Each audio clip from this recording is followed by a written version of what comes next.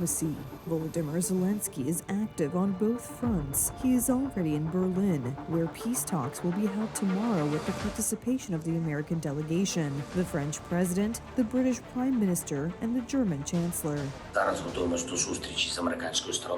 most important thing is that Donald Trump's representatives and our European partners will be there. Many people who care about a peaceful agreement and ending the war.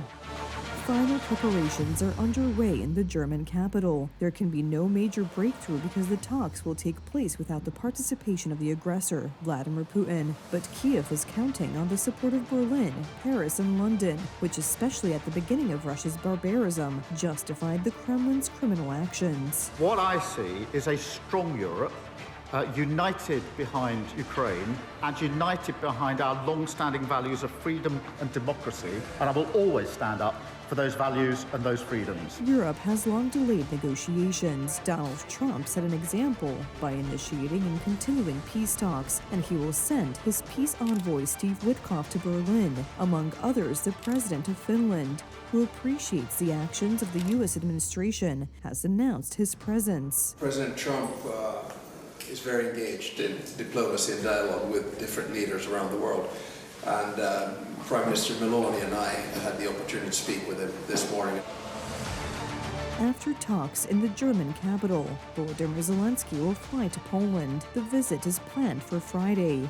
The office of the President of Poland has proposed to the Ukrainian side a meeting between Presidents Karol Nawrocki and Volodymyr Zelensky on December 19th in Warsaw. The details of the planned visit are being finalized. The main topics of the talks to be held in Warsaw will concern security, economic, and historical issues. Our part of Europe is an important region for Donald Trump's administration. Yesterday, thanks to the efforts of his officials, 123 oppositionists imprisoned by Alexander Lukashenko were released, including Nobel Peace Prize laureate Ales Bialatski, who spent 4.5 years in Belarusian labor camps. Freedom means that I will be able to hug my loved ones and meet with my colleagues, because I intend to continue the fight for a democratic Belarus. The release of oppositionists and other prisoners in Belarus, including a Pole and Ukrainians, was made possible by Donald Trump's officials, who negotiated the terms of the agreement by easing economic sanctions against Belarus. Among those released were Maria Kolesnikova, a close associate of Svetlana Tikhanovskaya, Viktor Babaryka, and Maxim Znak. Among those still in captivity is an activist of the Union of Poles in Belarus and a journalist, Ales Bialatski. Ales Bialatski, who became one of the symbols of the fight against Lukashenko's regime, survived harsh imprisonment and today, now free, has no intention of giving up.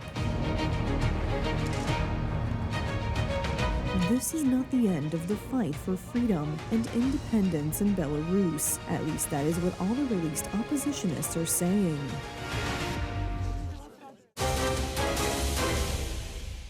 At least 12 people, including one of the two attackers, were killed during an attack on a beach in Sydney, Australia. The attack took place as the Australian Jewish community gathered on the beach to celebrate Hanukkah. There could have been many more victims if it hadn't been for the heroic actions of one of the witnesses to the attack.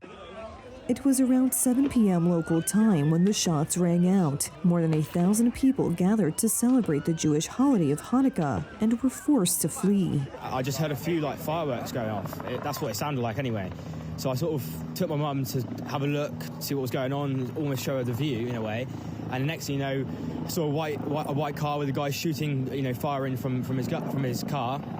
And then I saw, there was an older lady who was killed. I seen the guy jump out of the car with the gun, and he was just shooting down the thing. And then I started filming on my phone, and then pretty well he just kept shooting, and then he turned around and he shot right in my direction, and then I dropped my camera and then sped off.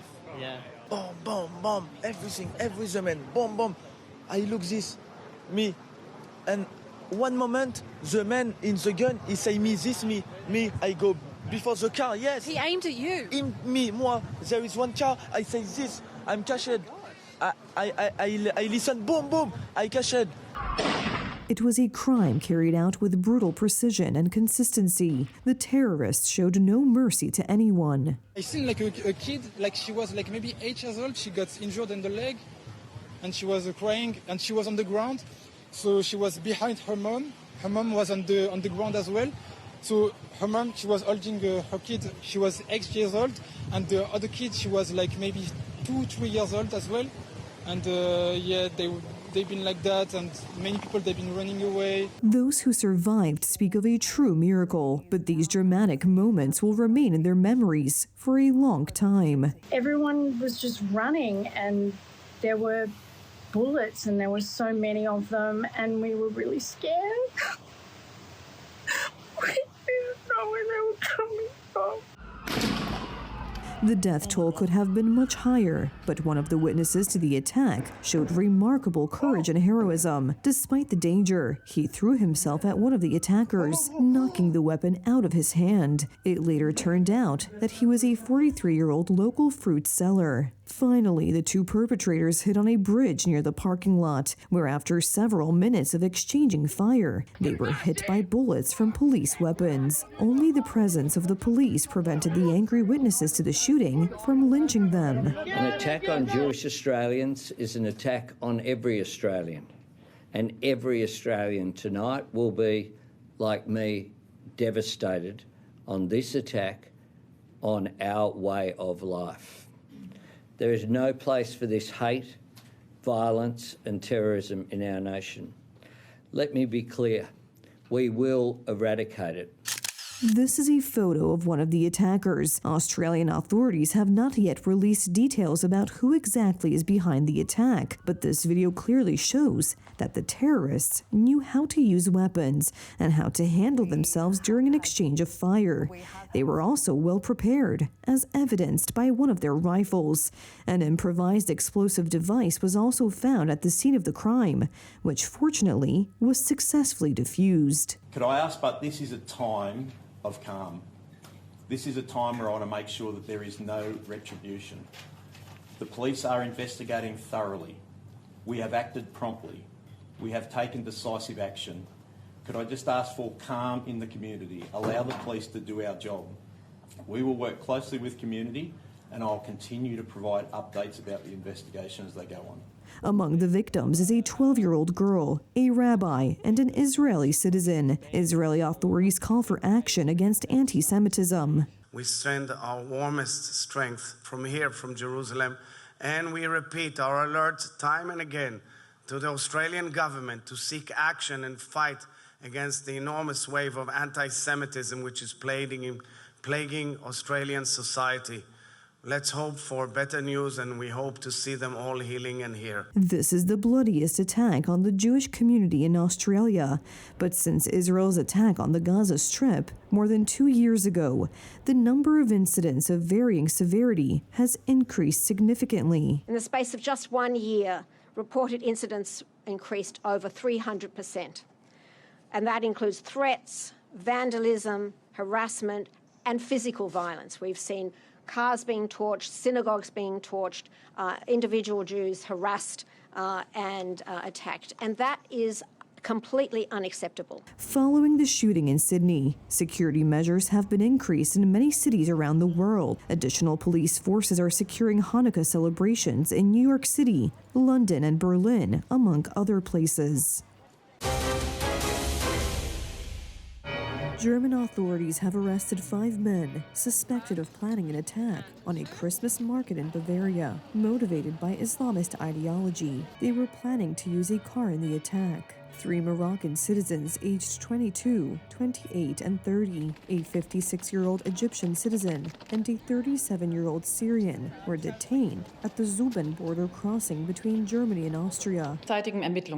According to the current state of the investigation, the suspect, a 56-year-old Egyptian citizen, called for an attack with a vehicle on a Christmas market in a mosque in order to kill a large number of people. 3 suspects, all Moroccan citizens, allegedly agreed to carry out such an attack. A fifth suspect was to assist them. As a result of the investigation, all 5 were arrested and brought before the Munich Regional Court at the request of the Munich Public Prosecutor's Office. Investigators concluded that the men intended to drive a rented vehicle into a crowded market to kill or injure as many people as possible. Authorities suspect an Islamist motive based on hatred of Catholics. According to the current state of the investigation, the suspects had not yet chosen a specific Christmas market as their target and had not yet set a date for a possible attack. Overall, it must be said that this case is a great success for the Bavarian security authorities. Christmas markets in Germany have been the subject of special attention from the authorities for several years due to previous attacks. In December 2016,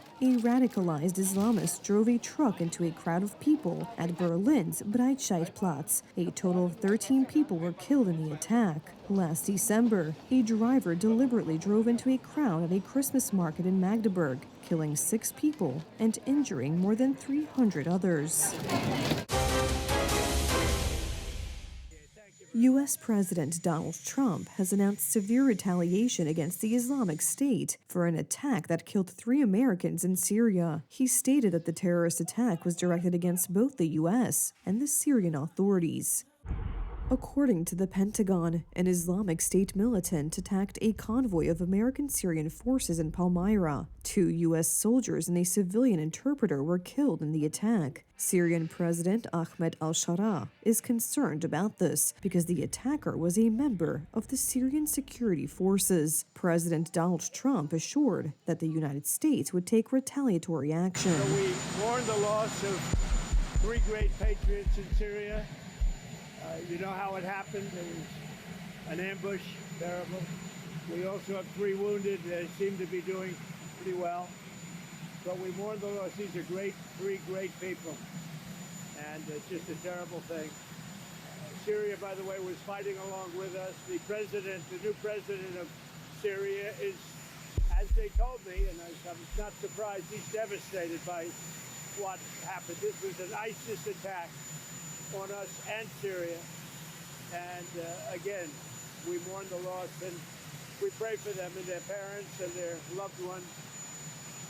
Very, very sad. The Pentagon said earlier that U.S. forces were attacked during a mission to support ongoing counterterrorism operations against ISIS in the region. The savage who perpetrated this attack was killed by partner forces.